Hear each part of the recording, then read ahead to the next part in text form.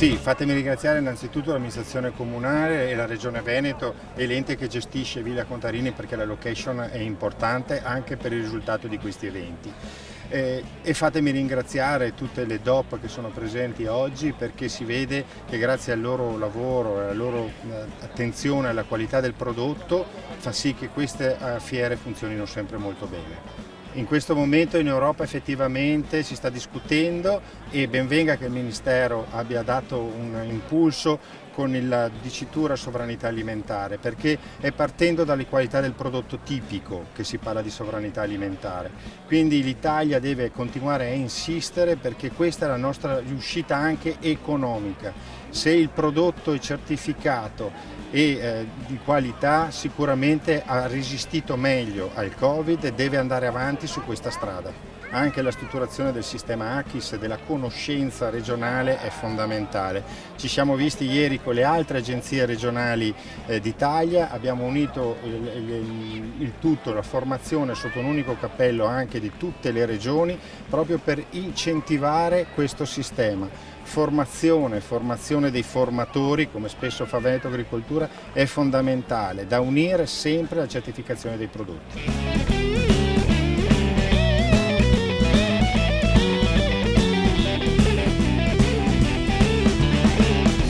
L'abbinamento con la Villa Veneta è fondamentale, tanto perché siamo in un contesto splendido, ma anche perché la Villa Veneta in antichità rappresentava questo, no? Un microcosmo dove si produceva non soltanto derrate agricole, quindi insomma azienda agricola, ma in realtà anche l'aspetto legato all'artigianato e al commercio, perché legato a queste produzioni c'era, come dicevo prima, anche il gelso e quindi la produzione del batto da seta e quindi i filati.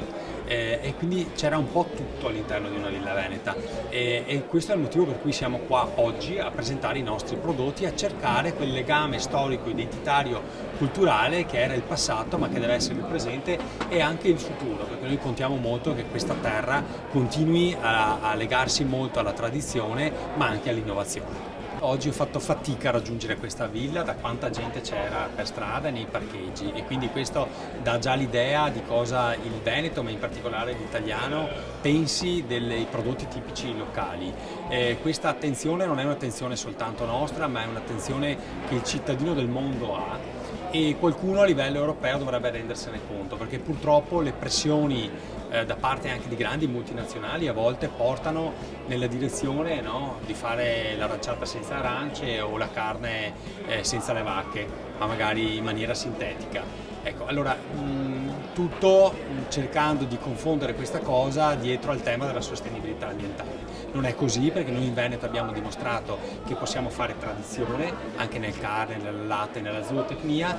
con un occhio alla sostenibilità ambientale, alla sostenibilità sociale e anche alla sostenibilità economica, perché noi dobbiamo garantire ai nostri produttori di fare reddito in maniera tale che possano anche passare la propria azienda agricola ai figli e quindi avere il passaggio generazionale. A livello europeo devono fare attenzione a questo richiamo forte che la gente vuole della tutela e della sicurezza alimentare, perché mantenere queste produzioni tipiche locali e migliorandole anche, perché siamo riusciti in certi casi anche a migliorarle grazie alla ricerca e all'innovazione tecnologica, significa anche sicurezza alimentare. Desidero ringraziare Veneto Agricoltura, che ha avuto un'idea importante legata a Casa Veneta, fatta tra l'altro con il nostro legname di qualità, ed è un momento di incontro importante che noi vorremmo portare in tutte le nostre manifestazioni, perché anche questo fa parte di quella che è la produzione tipica regionale e di un'identità culturale che noi vogliamo mantenere.